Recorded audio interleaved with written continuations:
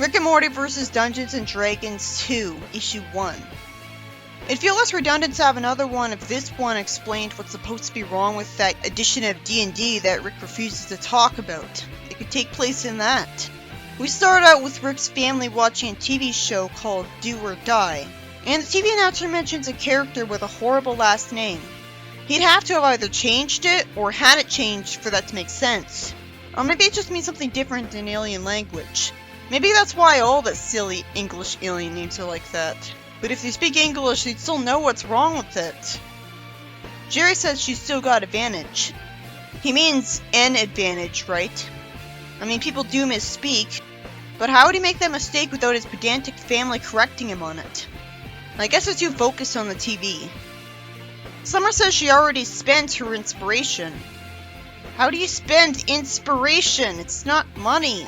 It's pretty boring seeing this. It'd be less boring if we actually saw what they were getting so worked up about. She should have said exhausted her inspiration. Morty says gibberish jargon that he's freaking out over, as Beth hopes they won't kill the contestant, because she's almost 6th level. Something I always liked about D&D is that at least they try to keep the numbers small.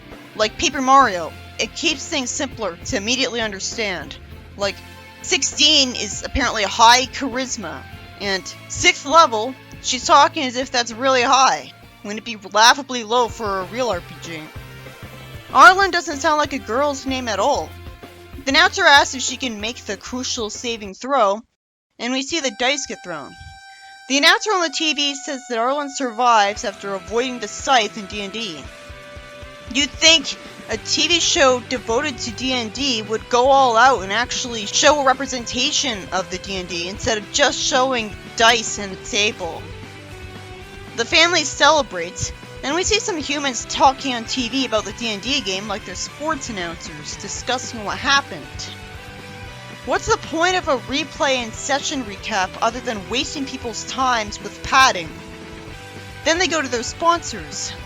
So we see a woman talking to a microphone like a reporter saying that this weekend the Gygax Galaxy invites you to explore the works of an alien and be swept up in their spell. She says tickets are limited, so you should get yours today. Second page and I'm still really bored. We're told that the Hobby Hall has grown to become the Hobby Mall. Why should I care about this either? We're told that gaming glory is yours to discover in 37 different shops, taverns, and LARP training facilities. Good luck knowing what LARP means as a non-D&D fan. They're also told about Meteor Swarm Mondays with deals on rare books and gaming accessories. I guess they're going to be tempted by this. Summer references that she had an archery instructor, apparently, who she sees on the interdimensional cable. Or I guess it's normal TV, but certainly doesn't come off like it. They're told they should go to Fletcher's Aero Academy. And we even see a building where babies are being trained in D&D, which would obviously be futile, so why do they even try? Morty asks Beth if he can see what's for sale on Xanthers. I'd like to see an actual plot, please.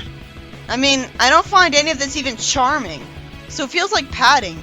And I'm just pushing through it, describing it all with nothing to say about it. A human with an alien hat advertises a warhammer that's a reproduction that can attack monsters. The family's excited about that too, as they keep wondering why it was supposed to be such a hilarious running gag that they're into D&D despite not being nerds. That it was worth making 2 entire arcs about it. It's just confusing, not funny. Jerry tries to order the hammer over the phone. Wait, over a normal Earth phone? How? How could an Earth satellite transmit his voice to another planet? I guess he begged Rick to modify his phone so it could teleport his voice to other dimension phones. I guess he paid Rick for it. Then there's a sound effect and the TV cracks. Morty asks what that was, and Rick says it was a laser pistol. And Beth asks him why he shot the TV. I'm wishing he did that pages earlier! I'm so glad there's at least someone relatable in the story. I get being interested in a series. I'm interested in a series, but there was just way too much focus on them passively watching it with no plot. Rick surprisingly doesn't properly explain himself right away. Morty says that they had been bonding as a family. He says he loves D&D, and then Rick hits him with a syringe and says that as usual, he's using his genius to solve stuff that no one else knows is screwed up, and currently his suspicions are focused on Dungeons and Dragons. As Beth insults him with Morty's argument, Rick says that role-playing games are a way to stave off the crushing reality that no one is a hero and nothing they do matters. Except as we saw at the end of the last arc, they can be heroes whenever they want by going to another universe and trying to help people. So they can choose to do stuff that matters whenever they want, just not on Earth. He is right when it comes to their normal day-to-day lives on Earth. I mean, Beth is a horse surgeon, sure, but they could replace her with another horse surgeon if she gets fired. But he's talking like they don't have a choice either way. This whole ranting is confusing because he loved D&D his whole life and learned that it was okay to pretend to be someone else and just have fun with D&D at the end of the last arc. Giving him massive amnesia to have another arc is something that a worse series would do. It turns out there's people running around outside of Rick's house, role-playing D&D, and there's a billboard advertising relics and rarities. And Rick fortunately says that the world wasn't like this yesterday and he's gonna get to the bottom of this. After Jerry reveals that he maxed out his own credit card and needs Beth's, Morty wakes up and Summer tells him that Rick took a lot of his blood. He casually says Rick does that sometimes, and while he's not okay with it, at least this time he didn't wake up with Rick standing over him drunk warbling that he never drinks wine over and over. I guess he doesn't like the taste of wine. That is pretty over the top. Fortunately, Summer lampshades that's screwed up and proactively insists on him getting to the garage. Oh, it's not her being proactive, never mind. She wants Morty to do it because the last time she stuck her head in the garage, it smelled. After Beth complains about the laundry, Summer says that Rick just killed the power. Rick says in front of a microscope that everyone except him is infected. Why would he not be infected? He's with them constantly. Sure, it's convenient that he's immune. It's a virus that makes people obsessed with D&D. A nanobot virus, hopefully. I'm so glad this arc is finally lampshading this and making it a plot point because that was so confusing about the start of the last arc. Rick says that he's not affected because he's already addicted to so much alien stuff that there's no room left to include a D&D obsession. This does explain why he doesn't ever mention D&D outside these two arcs. Rick says he's gotta track the infection back to his source and snuff it out. Morty jumps into the portal with him, and Rick wants him to leave him alone because he likes bards, even though he usually insists on Morty coming with them on his adventures. Partially because he needs his brainwaves to hide him from his enemies. Rick and Morty fall into a creepy town where everyone is just saying the words greetings and name, and Rick confuses me with his dialogue. It's annoying that when they say Morty, it's surrounded by weird brackets. I guess it's meant to make them even more robotic by implying that they're all saying it with the same tone. Morty's normal clothes are lampshaded by a lady behind him, and Rick points out that he's dressed correctly. Rick says this is probably outside the central finite curve.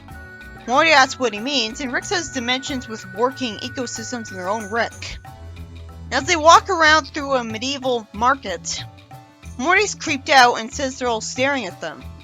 Someone behind a stall says that not buying rations is irrational, and Rick finds that familiar and says there's a pattern to it. People tell Morty to roll on the rumor table when he doesn't have one here, and Rick asks the guy if he's some kind of quest prompt. He doesn't know what Rick means and says he's in need of assistance. Rick knows what he needs help with already, and tells Morty that they've got to get to higher ground because he just figured out where they are. It's annoying that we see a scribble at the end of the name Borden. Rick fortunately explains this in universe. When he was new to D&D, he started working on his own campaign setting, and he couldn't figure out a good name for the place. So the squiggle is where he wrote a bunch of options and erased them. He says he didn't make this as someone creepy sneaks up behind them. And Rick says they didn't make this specific dimension, but the map and dialogue are his. And he asks how it got here and who did it. They get knocked out with a magical spell. After Rick wakes up, appreciating a good nap, Chainta pulls behind them in front of a wizard with a terrible looking outfit. The person says that he was already warned that Rick would be hard to intimidate. Rick says sarcastically that the Master is a real original name, and snarks, "No effort at all, eh? It just fantasy floats him all the way down, isn't it?" I hate that Rick's insulted that he thinks his intelligence makes him special, because it clearly does. Although not special among the other Ricks. Rick says he's gonna tune out until the boring character says something useful. He taunts Rick and eventually shows him Bard Rick, a legendary entertainer who is apparently Rick's first character. This was confusing about when the last arc established it too. Why would he ever make a bard and then turn around and hate them? Why did Rick make D&D avatars of himself in other dimensions? That was so obviously gonna backfire on him. Because he knows he's evil, so shouldn't he know that his avatars would be evil? He gets threatened by his sorcerer Rick as well, who says he's the second of many characters he's wronged.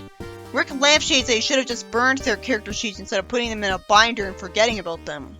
If he put them in a binder and forgot about them, how did they get brought to life?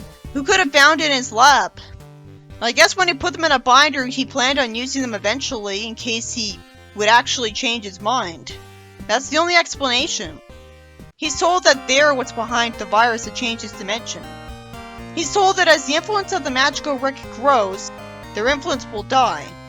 It's really annoying how the sorcerer Rick insists on talking in old-fashioned English. He tries to be threatening, and Morty bursts out laughing and calls out Rick for making lame characters who look dumb. It's fortunately lampshaded what a bad named sorcerer Rick is. Then Rick gets fed up and activates his wrist-mounted laser to break free, and somehow doesn't simply hit the bad guys with the laser directly, and just fires it in the wrong direction. After fortunately lampshading how bad the battle banter of the Bard is, though that doesn't make up for writing it, he hits the Bard with a laser. And all the time these two Rick characters were talking, you'd think Rick would have been shooting them with lasers instead.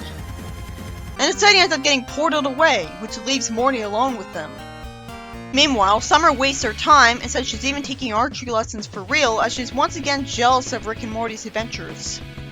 She finally complains that Rick doesn't want a partner, just a punching bag. Then the Rick characters portal over to her carrying Morty, and plan on taking over her dimension.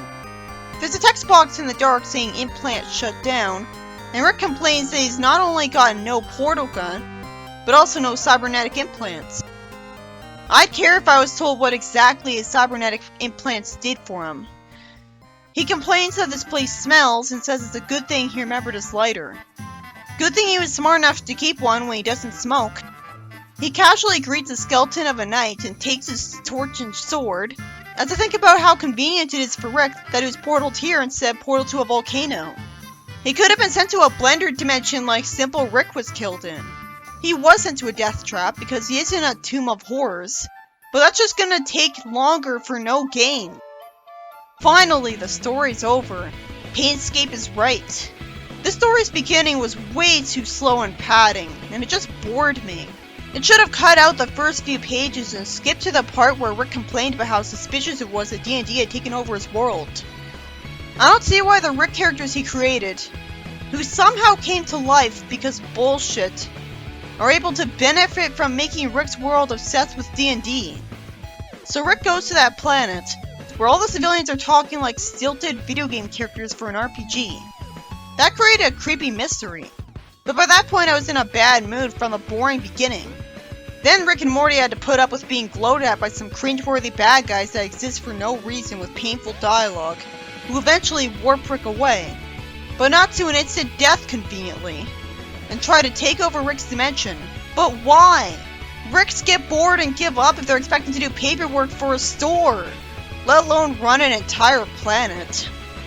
And what was different about their life that gave them the attention span to want to run a planet? Even the Council of Ricks only runs one city. This plot just feels arbitrary so far, and tedious.